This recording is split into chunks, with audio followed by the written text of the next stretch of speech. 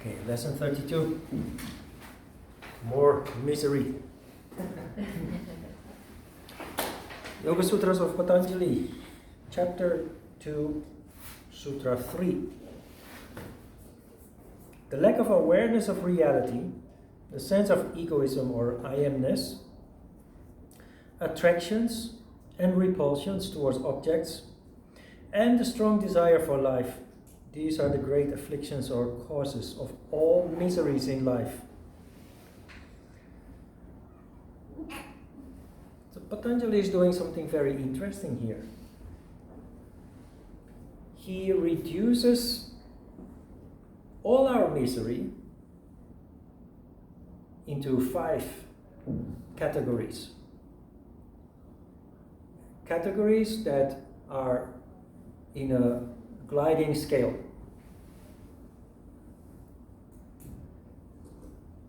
It's described a little bit cryptic, but those 5 Kleshas are ignorance, simply lack of consciousness, ignorance. Don't misunderstand ignorance. There are people with degrees who are incredibly ignorant. There are very wise people who barely know how to write their name. So ignorance here is really about insight, consciousness, and not about all the theory that you have learned in school.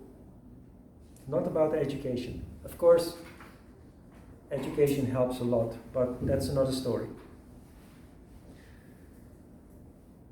So that's the first klesha, ignorance. Then the sense of egoism or I-ness. We talked about ego many times. It's a big spoiler. Ego, without us knowing, is a huge cause for misery. All conflicts start with ego. Then there is attractions. Attractions means attachment. We become attached. We become attached to everything. Family, partner, children. But we also become attached to culture, our culture. Without knowing it, we become attached to many things. The next one is repulsion. So first you have attraction, and then the opposite is repulsion towards objects. Repulsion we describe as hatred or anger.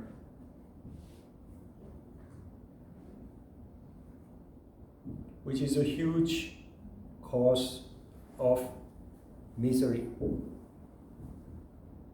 Our inability to control the emotion, anger or hatred. And the last one, here it is described as the strong desire for life. That's fear. Fear of death. But fear of death makes it sound exclusive, but this is about all fears.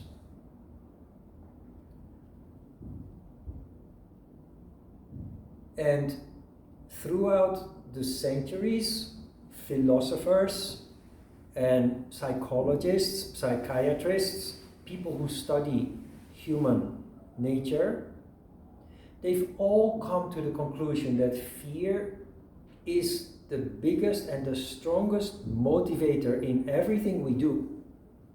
We're just not aware of it. All our thought processes and all our actions that come out of it have one way or another an element of fear as the driving force behind it.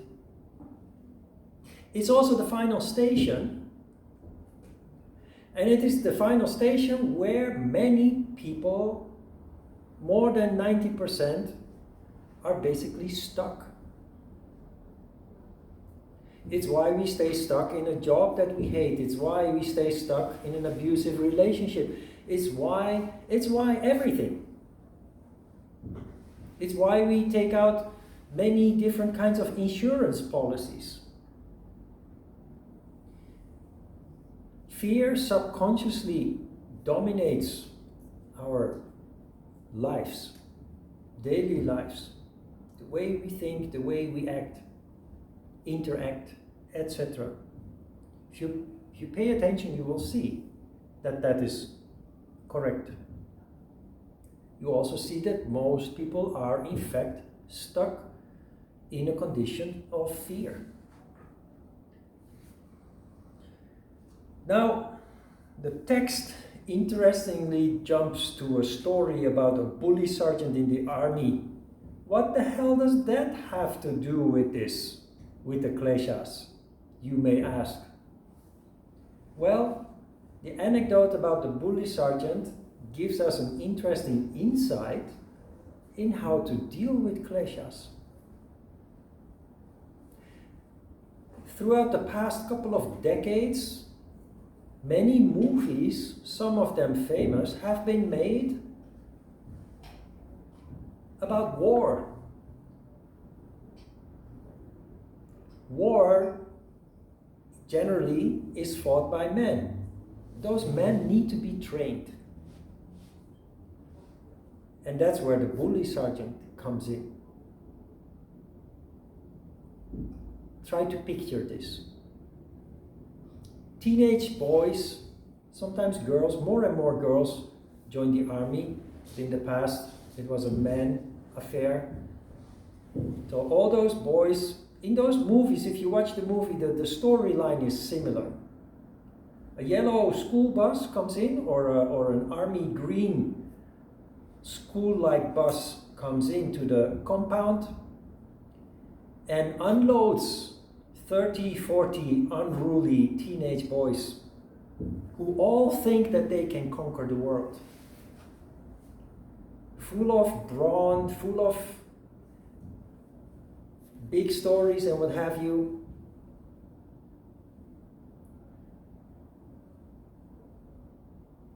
The bully sergeant, consciously or subconsciously, knows that when bombs start to fall, bullets start to fly, and comrades on the left and right die,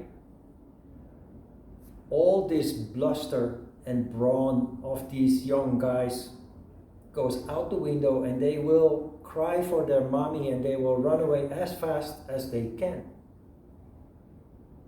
So you're never going to win a war, no matter how big their mouth is. You're never going to win a war with these guys.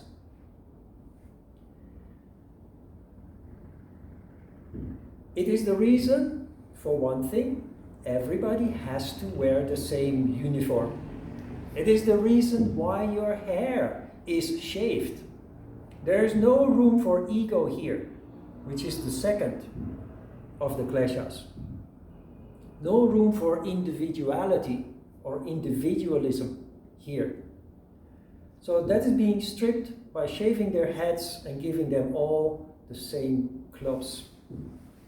Same food, the same bunk in which to sleep, etc.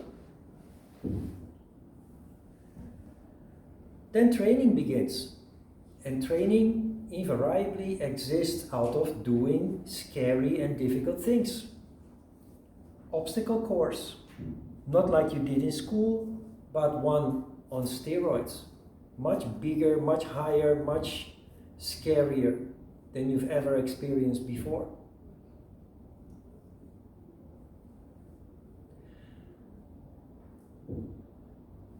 In their training,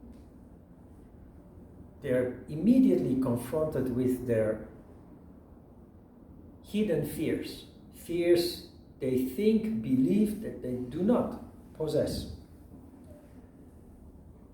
The extreme cases, they fail and they will be sent. They will be sent away. They either cannot be in the army or they will They will be responsible for logistics, drive a truck or a bus or an oil tanker or whatever. But they will not become combat soldier. Combat soldiers are of a special specimen, special character. So you go to the obstacle course and you freeze. It's so scary that you cannot overcome the obstacle. That's where the bully sergeant comes in. Instead of gently and loving you, trying to persuade you that you can do it, he does the opposite. He tells you you're a pussy, and if you can't even do this, well, you might as well just run away and go to your mommy. Hang on to your mommy's skirt. So either you're going to do it now, or I will teach you a lesson or something like that. On the surface, you think, wow, what a rude, violent, aggressive guy. But he knows what he's doing. He's trying to confront them with their deepest, with the last station where most people are stuck. What happens when you are being bullied by the bully sergeant who tells you that you are nothing, a nobody, a weakling, a pussy, and just go back running to your mommy, crying? You know what happens when you do that? You get angry. And you know what happens when you get angry? You overcome your fear. And that is the whole purpose of the bully sergeant. He doesn't want to intentionally hurt you. Although some of them do, they are masochists, they're in the wrong job. But most of them know very well what they do and why they do it. Because when the bombs and the bullets start flying and comrades left and right start dying, you have to stay put. You have to shoot back. You have to move forward. Because if you run away, the battle is lost, and you cannot afford to lose a battle if you can avoid it.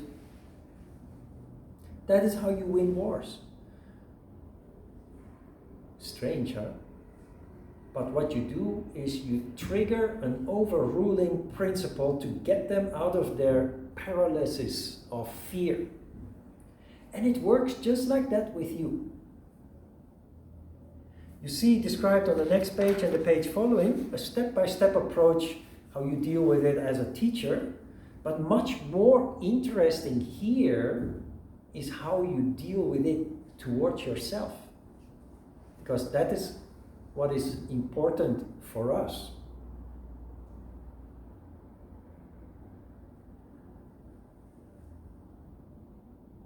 Fear keeps us from developing as human beings. Also in our career, in a material way, but also in a spiritual way. Fear keeps us from doing things in life we feel in our heart is important. Something deep in your heart you feel you need to follow up on.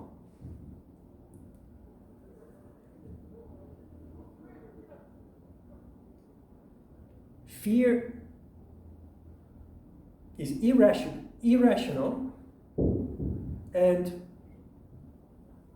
it is a huge obstacle in how we live our lives, and especially as yogis. That is why this is an important part of yoga study.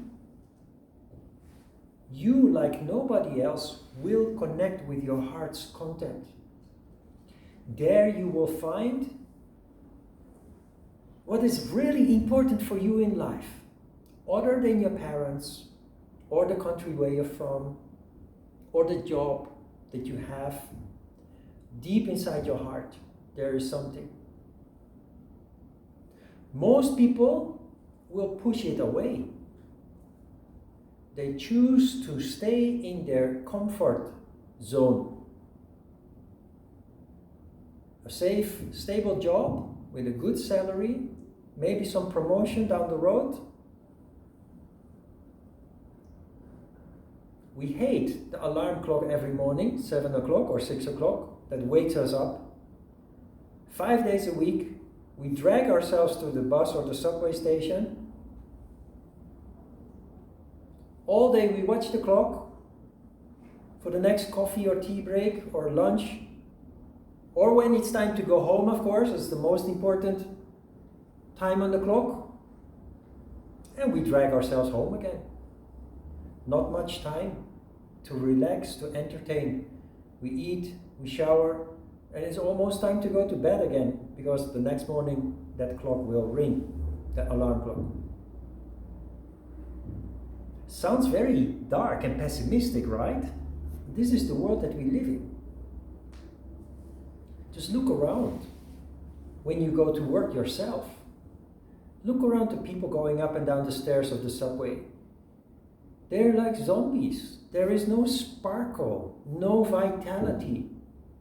All their energy is down, not up. As yoga practitioners, we are all the same. Been there, done that. And still have a tendency to go there again. But as yogis, you become so sensitive and conscious that you cannot ignore it anymore. It was the driving force that brought me to Korea. I was not sent here by a multinational company that spread a golden bed for me, paying the rent and preparing everything, taking care of the moving and what have you. It was my own choice to come here.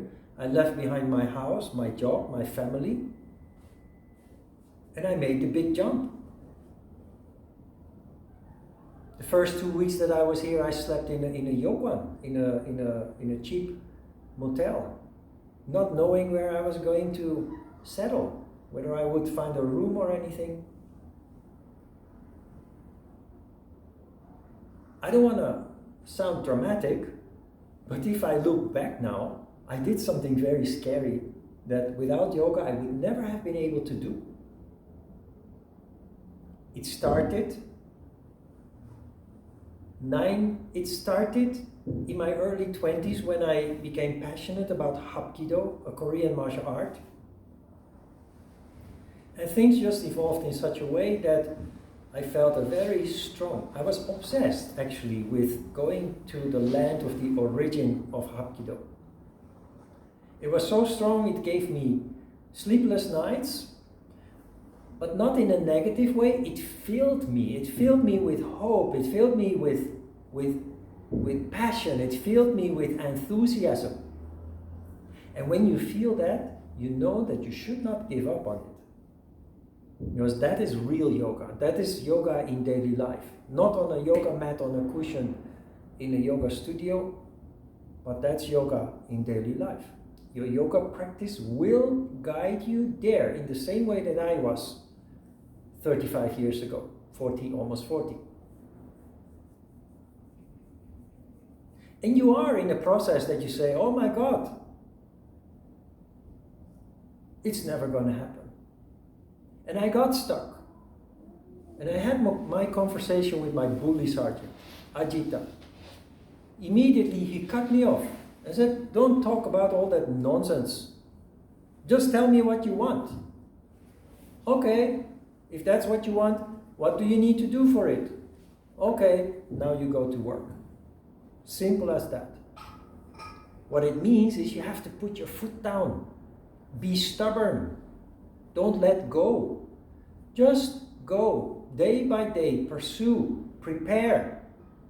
And when everything has been, the foundation has been laid, there comes a day that you say, well, simple. The next step is to go to the travel agency and buy a ticket. And you go. Just go through the steps. But don't let fear paralyze you. That's what other people do. As yogis, it will still happen, but you will more and more be aware of it and not let it happen. It is no surprise that People who practice real yoga are stubborn people. You think that stubbornness has nothing to do with spirituality. It has everything to do with spirituality. Because like no other, you know not only what you want, you know what you need to do to fulfill your heart's content. And for that is only possible by overcoming very difficult obstacles that without yoga you would not be able to do. And it's only possible if you keep your foot down, if you have a stubbornness that helps you go through the steps, regardless of the fear that you experience along the way.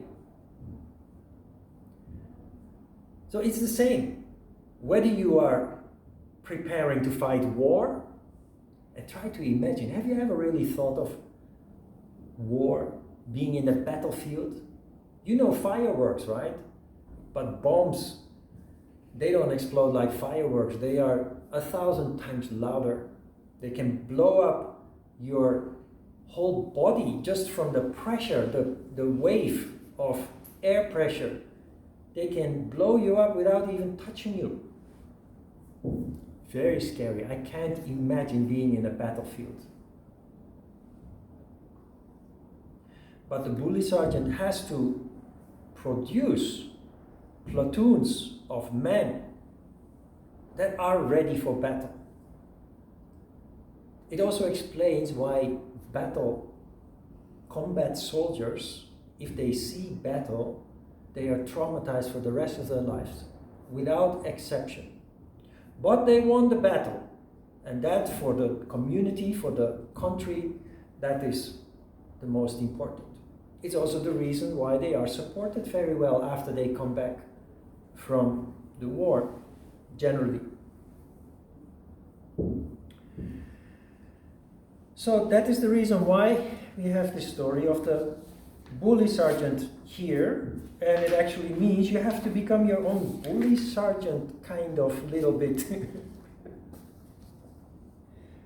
You have to just look at yourself as if you're looking as a third person and see how you are kept from doing things that are important by fear. And that is because you're conscious. That is where you step in and say, wait, there must be a way. I will get there and I will find out how.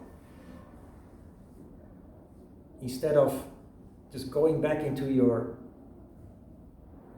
comfort zone, your safety bubble, where you wake up 40 years later when you retire and you say, oh my God, what the hell did I do with my life? Yes, it was nice, it was comfortable. I have a nice house. But who am I? What am I? And you don't have the energy anymore to do what you really wanted to do deep inside your heart. Now, you use anger, hatred, to get out of the paralysis of fear. But we know anger in itself is a sentiment, an emotion that can poison us, or it can lead to more conflict, which, of course, you want to avoid. But it is an important tool in our toolbox, but then when we have used it, we have to move on. And you do that by invoking a sense of attachment. You keep your foot down, you put the wheels in motion to get done what needs to be done. But when the dust settles down a little bit, you have to switch to a mode of attachment. How do you do that practically? You go into a conversation with yourself where you tell yourself that you are worth to be, that you are valuable, that what you are doing is not nothing. You create attachment. That is what the bully sergeant does with the soldiers or the trainees, the recruits who overcome their fear and perform well. So invariably in such movies, you see them in a bar, they slap each other on the shoulder. After all the bullying and the hatred back and forth, they end up in a bar becoming the best friends.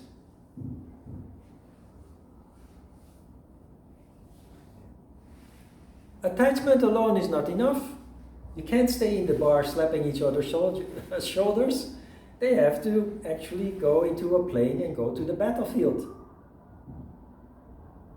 And that you do by giving compliments. You detach from your student, from your own child, from yourself, the attachment that you created in the previous stage, by saying, now you are ready. It's time for you to do your own thing. It's time for you to fly out. That is why they give you a black belt. That is why they give you, how do you call these things that they put on the military uniform? The insignias, the badges, and after war you get your, how do you call these things with these little flags and medals? Yeah, the medals. You get your medals and things. That is all to confirm you did a great job. You've done what you had to do. As a person, no, let's go to the next sutra. I think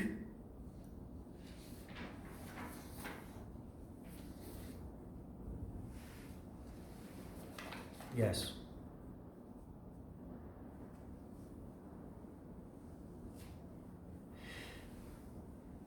Avidya, Sutra 4, is the source of those that are mentioned after it, whether they are in the dormant, attenuated, alternating, or expanded condition. Now you see, with every sutra, almost every sutra, the text is very confusing, very distracting, unclear what is really meant there.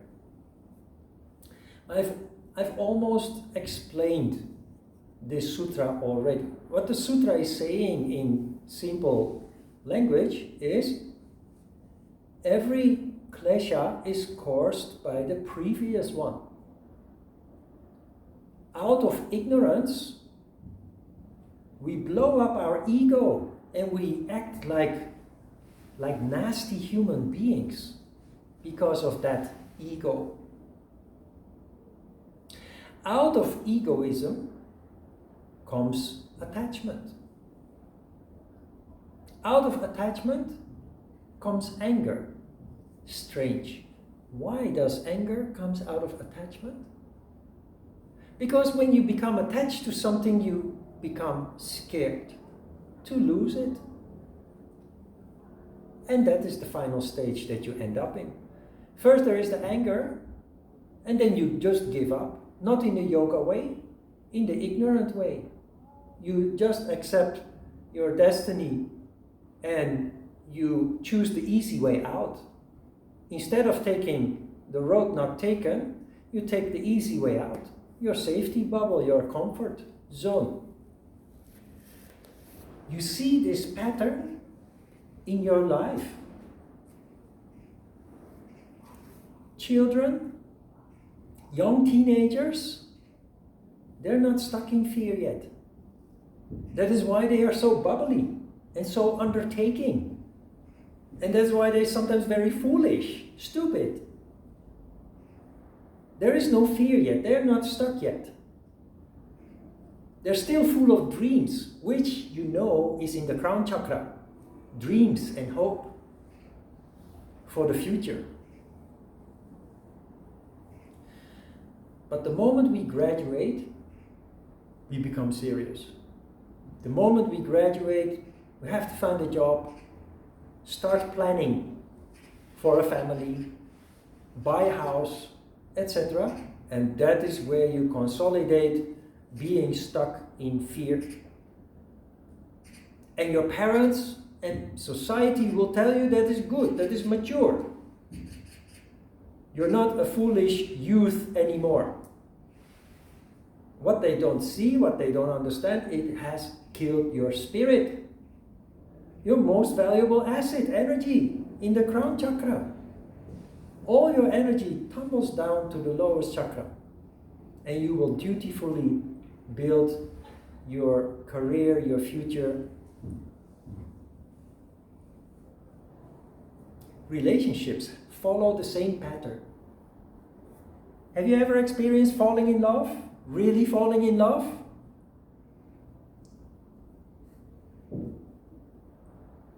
You're foolish when you fall in love. But then ego comes. When you fall in love, your heart is open. And you see no evil, you see nothing bad. And you tell the person of your love, the object of your love, you think, oh my God, I'm in heaven. I love you so much, I want to spend the rest of my life with you. Ideally, you would stay in that condition because all your energy is here. But the reality is as soon as the relationship starts, becomes a little bit serious, ego takes over. Attachment takes over. Hey, where the hell have you been last night? I tried to call you and you didn't even answer your phone. Who were you with? Can I see your phone? Can I read your email? Bang! All the energy crashes. Done. Gone out the window. Everybody does it. Because we don't control it. Because we are not aware of it. That is why unconditional love is so important. Unconditional love does not mean allowing yourself to be abused. There are many abusers. If you find yourself in a relationship and you try to be unconditional in your love and you feel that your partner is walking all over you, that is not the right relationship for you.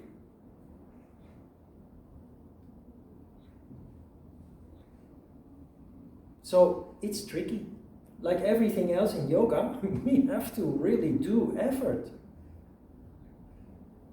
The moment we start doing things consciously, we always have to do effort. And sometimes you just think, oh my God, I get so tired of all this. Can it not be simple? The answer is actually no. The moment that you become conscious, start to connect with your heart. Life is wonderful, but it's not simple anymore. Those two do not go together. And that is why you will more and more cut out, purify, as we say in yoga, but you will more and more avoid and cut out distracting situations and distracting people. The Hatha Yoga Pradipika in chapter 1 told you to avoid distracting people and distracting situations if you want to succeed in your yoga practice, which means succeed in yoga practice does not mean being super flexible or be able to do a handstand without support. That is what modern yoga practitioners think. It means to develop, to manifest those wonderful characteristics in the crown chakra. Wisdom, vision, deep insight, intuition.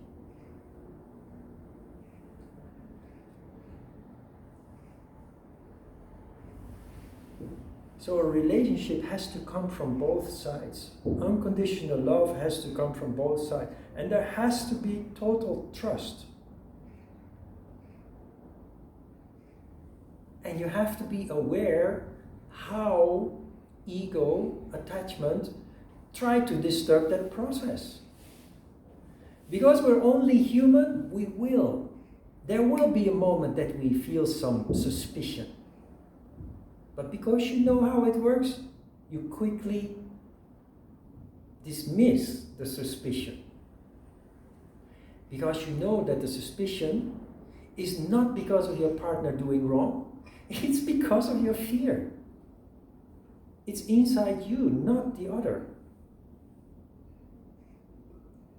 Provided, of course, that your partner is trustable. Because if your partner is really doing wrong, there is every reason to be suspicious. But if you want to be in peace, sattva, if you want to live a life of a yogi,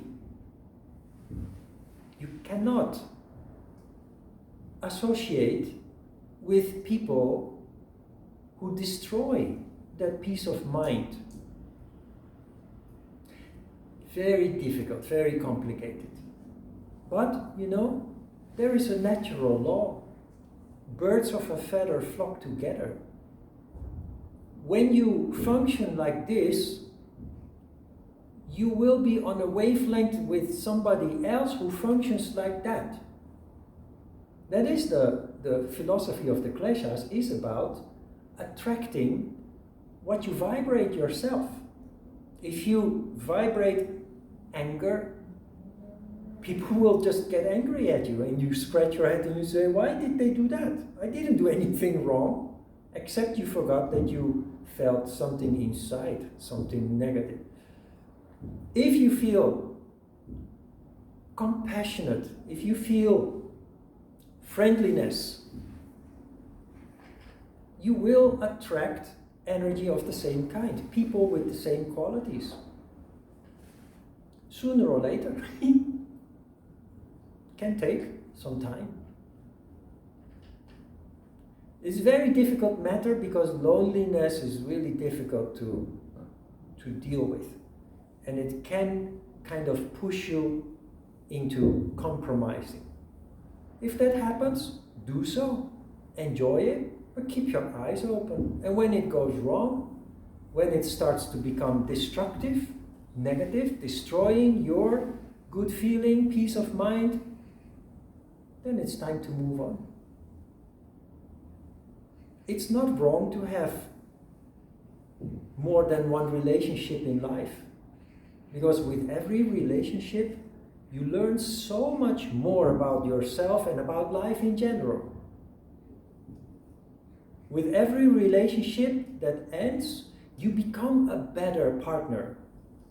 Relationships in itself are fuel for spirituality. But you have to be honest about the time when it starts to destroy. And then you have a good conversation with your partner, and often you can find a way. But if not, and it becomes a negative, vicious cycle, abusive. Abuse is not always physical. I dare say, in fact, that most of abuse is actually more hidden. Emotional abuse, passive-aggressive abuse. When you start to realize, often you realize only after quite a long time that it is taking place. And at some point you have to choose. And you choose for your own well-being, health and well-being.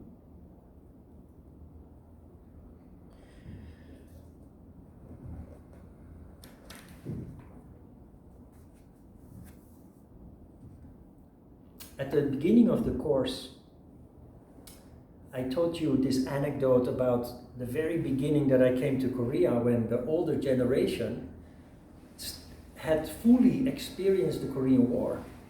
That was in the 90s that I came to Korea. The people who had experienced the war by that time were in their 70s, 80s, 60s, 70s, 80s. And I told you this anecdote about going into the subway, and not just once but repeatedly on several occasions just being shoved out of the way.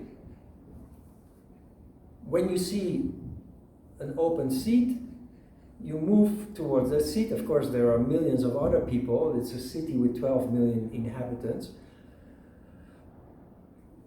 So before you reach that empty seat, somebody else has also seen it, and bang! And will sit down there. What happens? You will boil inside from anger.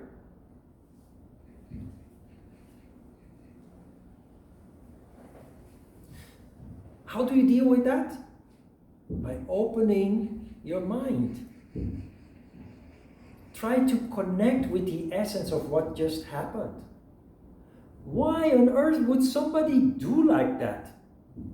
I didn't do anything wrong. Is it because I'm a foreigner? Just read the Facebook pages in the expat communities. It's sometimes I just want to throw the computer away or the phone away because people are so stupid, so ignorant. Is it because I'm a foreigner? No. It's not because of you. You didn't do anything wrong. You're not ugly. It's not because you're a foreigner. It's because that person is carrying a trauma with them that was formed during a time that they barely survived. Then when you see that, when you open your heart and you actually connect with that, it's very difficult to stay angry. That poor grandmom has struggled so hard to feed her husband and children. Many people died from sheer starvation, from hunger. And that elbow that helped them to get their sugar, their flour, their rice, their cooking oil. If they don't use their elbows, they would have starved too. See, you go through the same steps here. Anger, attachment, ego, and actually, this is the interesting part. If you go through these steps consciously, avidya becomes vidya. The sutra told us all misery starts, all the kleshas start with avidya, which is ignorance. Avidya is ignorance.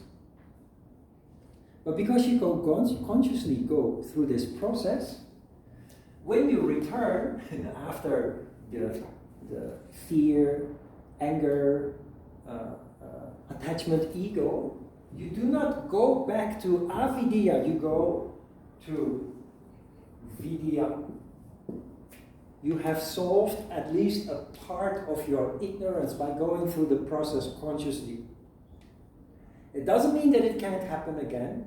It's a very dynamic process. There are many elements and aspects of life we need to discover time and time again going through this process.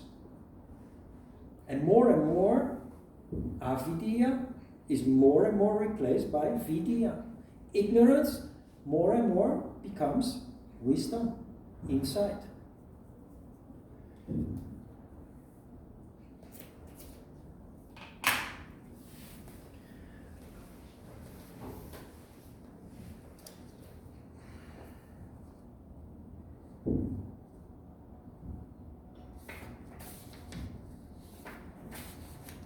Sutra 5.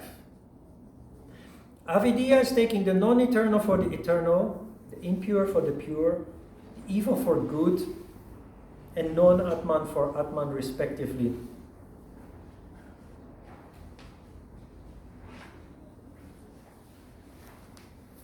Taking the non-eternal for the eternal. Out of ignorance, we take things for granted.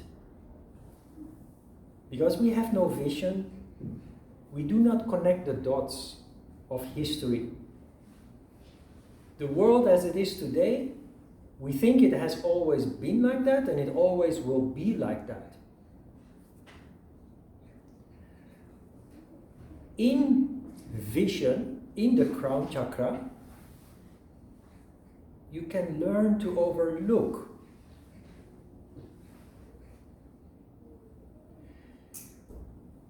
You can see that history, 100 years ago, society was very different from the way it is now.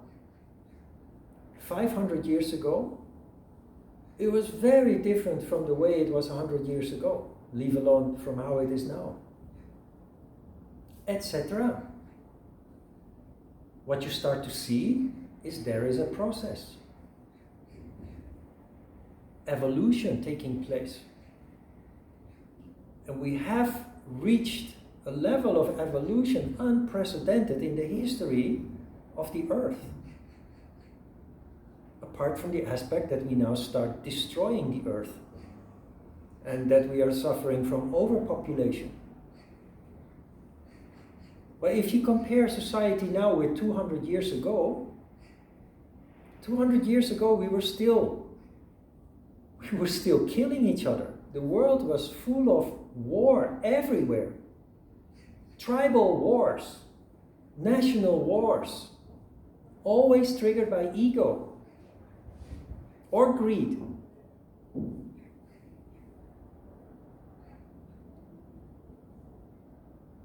In the process of all those wars, we developed weapons that became more and more deadly. And at some point, wise people said, if we continue like this, we destroy ourselves. We will destroy all of mankind. We must learn to control our ego. That is where diplomats come into play. That is where United Nations comes into play.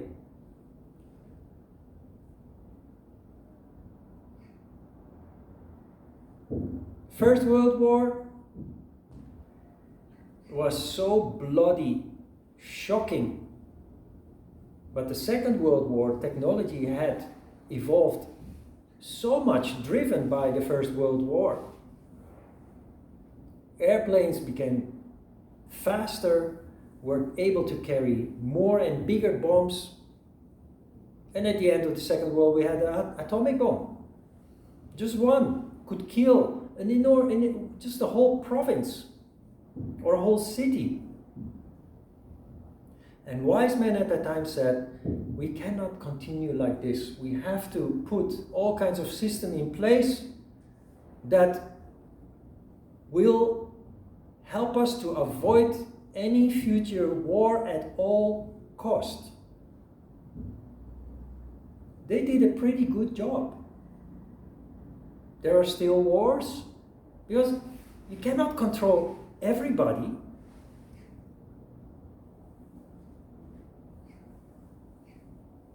But compared to 100 years ago, 2, 3, 4, 500 years ago, it's incomparable. Statistics show that just a couple of 100 years ago, which is in light of the timeline of history, just a couple of 100 years is nothing. It's just a blip. But just a couple of 100 years ago, more than 50% of all people died prematurely because of violence. Violence. That means half of your family members, half of the people from your village or your community, sooner or later would die at the hands of another person. The world was a very dangerous place and nobody trusted anybody. And if you as a stranger walked into another realm, into another society, there were many people who were just going to kill you just out of fear for the unknown. So much has changed since then. So on top of the 50% dying prematurely because of violence, then there are another quite large percentage of people that die because of disease. That is why in the past people had 14, 15, 18 children, and yet the world population remained relatively low, relatively small. It was when we stopped killing each other, stopped fighting wars, and of course in combination with improving education in which we learn that we should not just kill people just because they look different from us, which happened just naturally in the past on a large scale.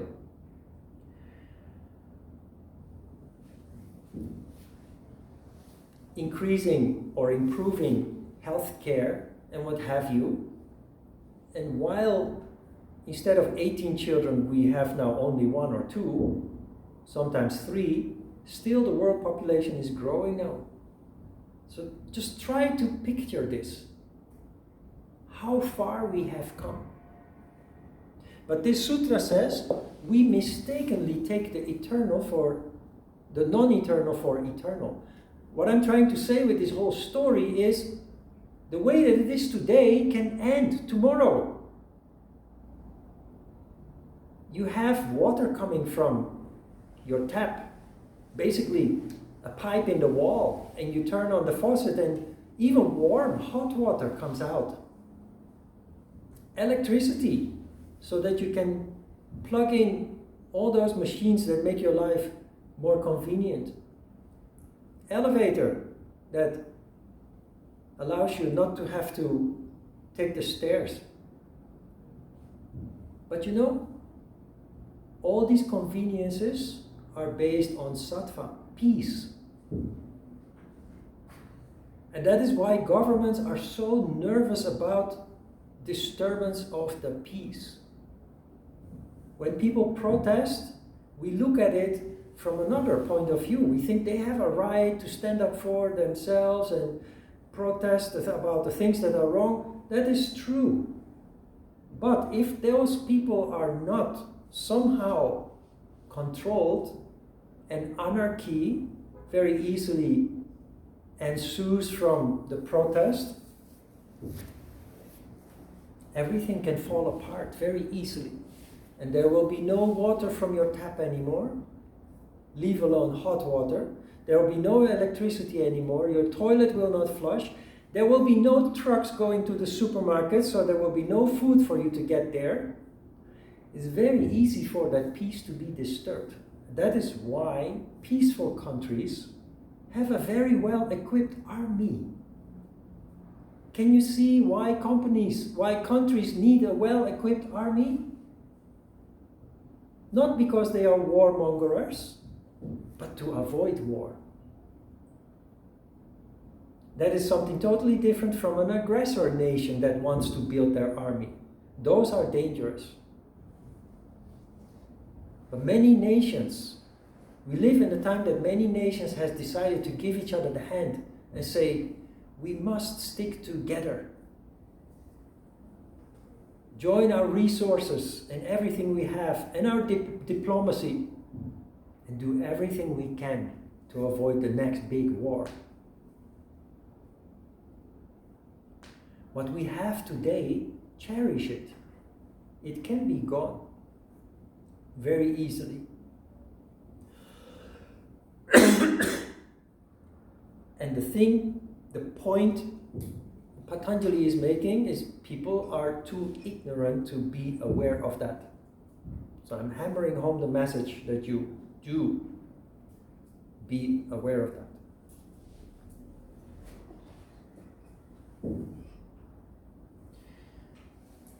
The next, we take the impure for the pure.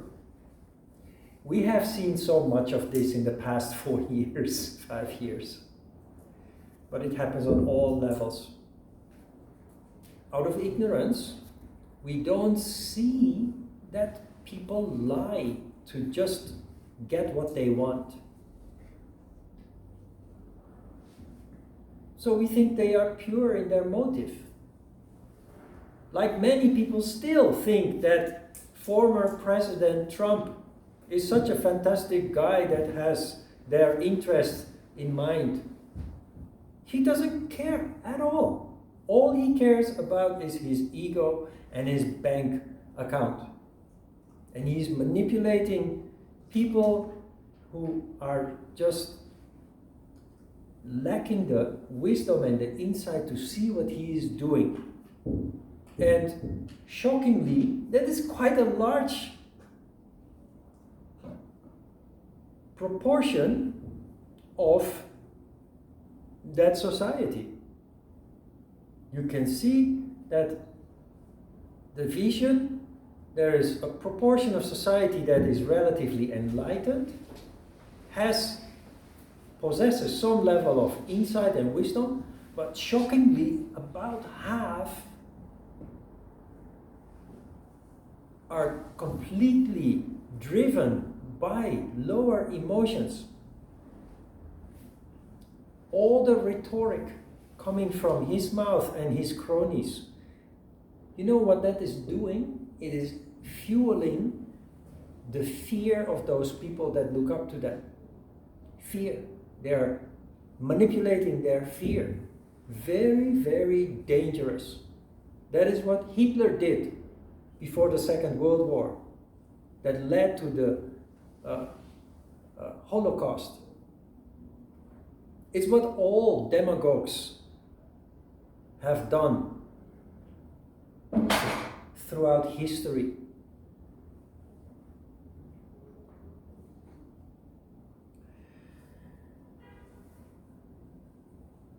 Sounds very dramatic. It happens on a personal scale too. But I think you will quickly detect when people lie to you just to manipulate you into getting what they want at your cost.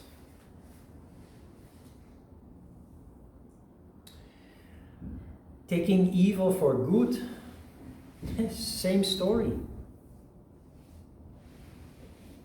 Taking evil for good. Before the Second World War started, many people worshipped Hitler because of the things that he said. And they thought that he was having their best interests in mind. They took evil for good. It is just the best example you can get. But it's happening today, or more recent than the Second World War. Saddam Hussein was also a demagogue who many people worshipped, who many people adored. They thought, part of the Iraqi population thought that he was good. They couldn't see the evil. On a personal scale, you see this in relationships also. On a small scale, that you just fail to see the intention of the people that are supposed to love you. And you keep believing that they love you, while actually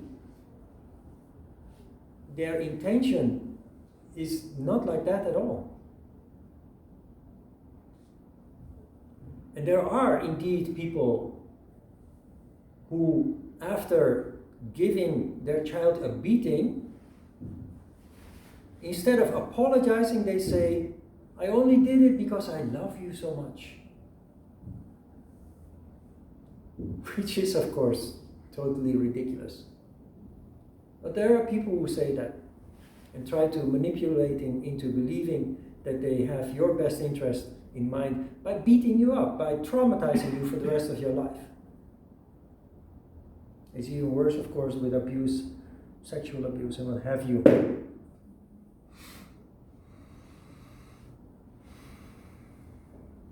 But the word evil came to mind many times. I'm a very avid follower of news, world news.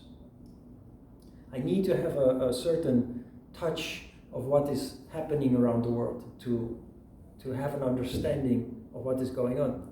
And I hate his image. I hate even to hear his voice.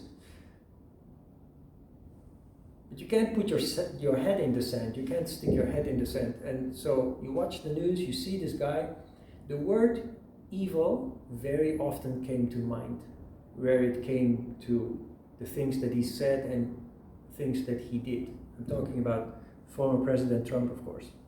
And the people that surrounded him, that some of them were even competing to be even greater liars than him.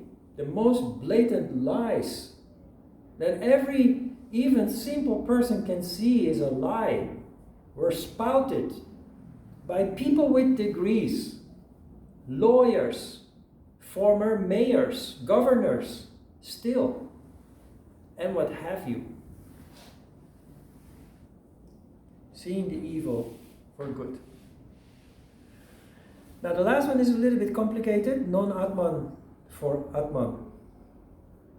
Taking the non-Atman for Atman. I'll try to make it simple. Non-Atman is what you are indoctrinated to think and do without knowing it. That is how you are shaped since you were born, by your upbringing, your culture, the environment in which you grow up. Education, very huge influencer, and of course in the time that we live in, the social media. That is non-Atman. That is all put onto you. That is all added to you. Atman, however, that is your true soul consciousness. That is your true self with a capital S. But always when you hear people say, I think this, and my opinion is that, and I believe so and so, it's almost always something that they have been indoctrinated with and not what they truly feel in their heart. And people live their lives, often their whole lives, in that kind of ignorance.